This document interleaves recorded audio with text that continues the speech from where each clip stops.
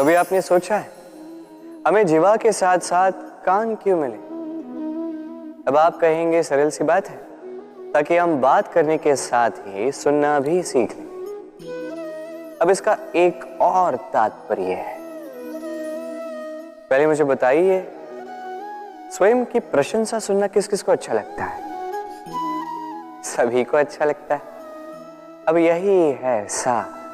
यदि इन कानों से आप स्वयं की प्रशंसा सुनना चाहते हैं तो सर्वप्रथम इस जीवा से दूसरों की प्रशंसा करना सीखें। अब प्रशंसा के विषय में एक अत्यंत महत्वपूर्ण बात आपको बता देता हूं। कभी किसी की प्रशंसा यदि आप करते हैं तो सर्वप्रथम उस व्यक्ति का उत्साह बढ़ जाता है। तत्पश्चात स्वयं यदि झांक कर देखें तो इस मन में भी संतोष और प्रसन्नता आ जाती है। और एक बार ये मन प्रसन्नता से भर जाए, तत्पश्चात कोई प्रशंसा करे या ना करे, कोई अंतर नहीं पड़ता। इसलिए सदैव दूसरों का मान करें, आदर करें, उनकी प्रशंसा करें, प्रसन्नता बांटें। जिनमें जो भी अच्छाइयां हैं उन्हें बताएं, उन्हें स्मरण करवाएं कि वो भी अच्छे हैं। उनका उत्साह बढ़ाएं, वो जीवन में आगे बढ़ेंगे और ये जीवन आपको कभी पीछे नहीं रहने देगा। क्या आपने कभी दर्पण देखा है? क्या हम में से ऐसा कौन है जिसने दर्पण नहीं देखा? सभी ने दर्पण देखा है, दर्पण में स्वयं का प्रतिबिंब भी देखा है। किंतु किसने सोचा कि उस दर्पण के पीछे क्या है, उस प्रतिबिंब के पीछे क्या होगा? होता कुछ ऐसा है कि उस कांच के पीछे एक धातु की परत चढ़ाई जाती है, जिस कारण से जब हम देखते हैं तो हमें अपना प्रतिबिंब दिखता है। अर्थात कांच को कुछ इस प्रकार कर दिया गया है कि प्रकाश जिस ओर से जाता है उसी ओर पुनः वापस लौट के आता है, तभी वो दर्पण कहलाता है। यही है जीवन का सत्य भी। यदि हम अपना पूरा ध्यान केवल लक्ष्य की ओर केंद्रित करते हैं, यहां वहां नहीं भटकते हैं, तो न केवल हम अपना लक्ष्य प्राप्त करने में सफल होते हैं, बल्कि हम दूसरों का मार्गदर्शन करने में भी सफल होते हैं। तो क्या आप बनना चाहेंगे ऐसा व्यक्तित्व? चयन आपका है। पाना और खोना दोनों जीवन के अभिन्न अंग हैं। हम कुछ पाते हैं, कुछ खोते भी हैं। कुछ स्वप्न साकार होते हैं, कुछ लक्ष्य अधूरे भी छूट जाते हैं। जीवन में ये होता ही है, हर एक के जीवन में होता है। किंतु जब भी हम किसी से मिलते हैं, हम कौन सी बातें करते हैं? हम उसी की बात करते हैं जो हमने खोया है। स्वयं भी दुखी होते हैं, सामने वाले के मन को भी दुखी कर जाते हैं। इससे कुछ विपरीत करने का प्रयास कीजिए, सकारात्मक बनने का प्रयास कीजिए। ध्यान उसी पर दीजिए, स्मरण केवल उसे ही कीजिए, महत्व उसी को दीजिए जो आपके पास है। जो आपके पास नहीं, उसकी आस में त्रास क्यों सहना? उसी की गिनती कीजिए जो आपके पास आज यहां वर्तमान में है। जैसे मैं कंस मामा की गिनती नहीं करता जिन्होंने मेरा बालपन झंझोड़ा। मैं गिनती करता हूं यशोदा मैया की, मेरे बलराम दाऊ की, मेरी राधे की, जिन्होंने मेरा जीवन संजोया। सोच, ये सोच सच बनकर सामने आती है, ये कठोर सत्य है। क्योंकि सोच ही वो बीज है जो सत्य रूपी पौधे को जन्म देता है, उसे विकसित करता है। अब सोचिए, यदि ये बीज ये अकड़े का हुआ तो ये छाया नहीं, ये केवल कांटे देगा। वही यदि ये बीज बरगद का होगा तो वो एक ऐसे वृक्ष में विकसित होगा जो अनेक वर्षों तक अनेक पीढ़ियों को छाया देगा, पंछियों को घर देगा। उसी प्रकार ये सोच, यदि ये सोच छोटी सोच हुई तो आपको शंकाएं ही देगी। यदि ये सोच बड़ी हुई तो आपको समाधान देगी। तो सोच समझकर अपनी ये सोच चुनिए। ये सोच आपको शंका भी दे सकती है, समाधान भी दे सकती है। क्या चुनेंगे आप, शंका या समाधान? छोटी सोच या बड़ी सोच? चयन आपका है।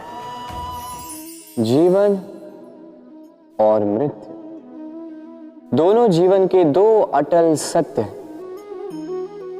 जिसने जन्म लिया है उसे मृत्यु प्राप्त होनी है, यही नियति।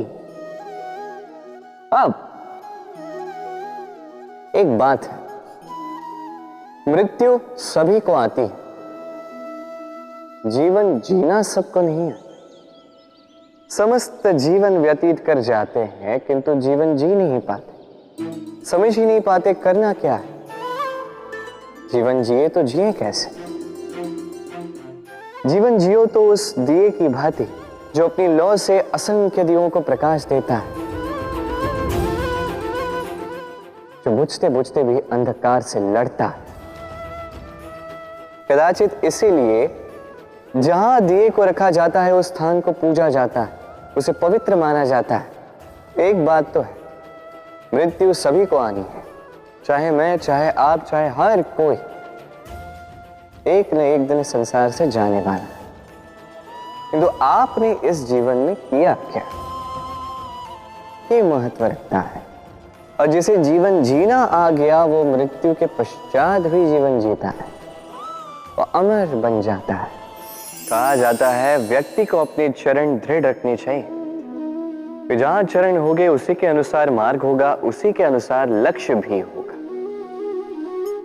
किंतु क्या केवल इन चरणों पर ध्यान देना ही पर्याप्त है?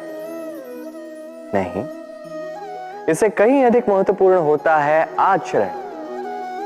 जैसा आपका आचरण होगा उसी दिशा में आपके चरण होंगे। यदि आपका आचरण उचित हुआ, श्रेष्ठ हुआ, तो देखिए आप पर्वत के शिखर पर भी पहुंच सकते हैं। किंतु यदि ये उचित ना हुआ तो आप उसी शिखर से नीचे धरा पर भी गिर सकते हैं। हाँ, गति के लिए चरणों पर ध्यान देना अति आवश्यक है, किंतु प्रगति के लिए आचरण ही अति आवश्यक है, उसके बिना नहीं होगा। जन्म लेते ही व्यक्ति के लिए ये नाम अत्यंत महत्वपूर्ण हो जाता है। माता, पिता, पुरोहित सारे उन अक्षरों को ढूंढने लगते हैं जिससे आपका नाम आरंभ होगा। किंतु क्या केवल नाम और राशि के एक हो जाने से सब कुछ ठीक हो जाता है? कदापि नहीं, क्योंकि आपके कर्म ये महत्वपूर्ण होते हैं, अन्य कुछ भी नहीं। देखिए, नियति भी आपके कर्मों के अनुसार ही आपका भविष्य नियत करती है। यदि आपको उदाहरण दूं, सोचिए, एक है राम और एक है रावण। दोनों का नाम आरंभ होता है रा से, किंतु एक को मिला भयानक अंत और एक समस्त ब्रह्मांड के अंतर्मन में बस गया। तो स्मरण रखिएगा, ये नाम नहीं, ये कर्म श्रेष्ठ है। यदि आपके कर्म श्रेष्ठ रहे तो आपका नाम कुछ ऐसा बनेगा कि संसार में कोई मिटा नहीं पाएगा। कई बार जब हम कर्म करते हैं, सफलता प्राप्त करते हैं, कठिन परीक्षाओं पर उत्तीर्ण होते हैं, बड़े कार्य करते हैं, हमें लगता है कि संसार से थोड़ी प्रशंसा हमें मिलनी चाहिए, अच्छा लगता है। कई बार हमें लगता है ये हमारे कर्मों का फल भी है, हमें आनंद देता है।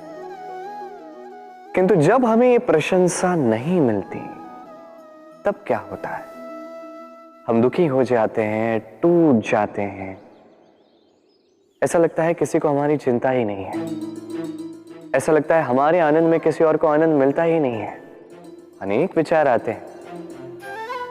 किंतु मैं आपसे एक प्रश्न पूछता, अब जो भी कार्य करते हैं, जो भी कर्म करते हैं, क्या केवल प्रशंसा के लिए करते हैं? यदि ऐसा है तो इस विचार को यहीं त्याग दीजिए, क्योंकि ये प्रकृति ये हमें कुछ और सिखाती है।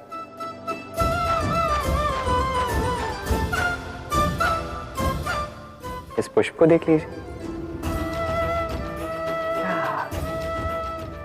ये सुगंध जो पुष्प देता है, ये जैसे मेरे मन को उल्लासित कर देती है, जैसे मेरे मन में ऊर्जा सी भर देती है ये सुगंध। किंतु विशेष बात तो यह है कि पुष्प को यह कार्य करने के लिए किसी प्रशंसा की आवश्यकता नहीं है। यही है प्रकृति की सीख। जो सच्चा होता है, जो सत्कर्मी होता है, उसे प्रशंसा की आवश्यकता ही नहीं, क्योंकि उसके कर्म ही उसकी सुगंध होते हैं। देखिए, इत्र जो है वो नकली फूलों पर लगाया जाता है, सच्चे फूलों को इसकी आवश्यकता ही नहीं। इसी प्रकार आप भी कर्म करती जाइए एक शुभ भाव के साथ। इस मन को सदैव सदैव शांत रखिए, साफ रखिए।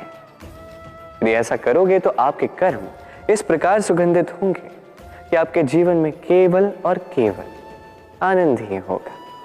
तो इसी आनंद के साथ कहिए राधे राधे।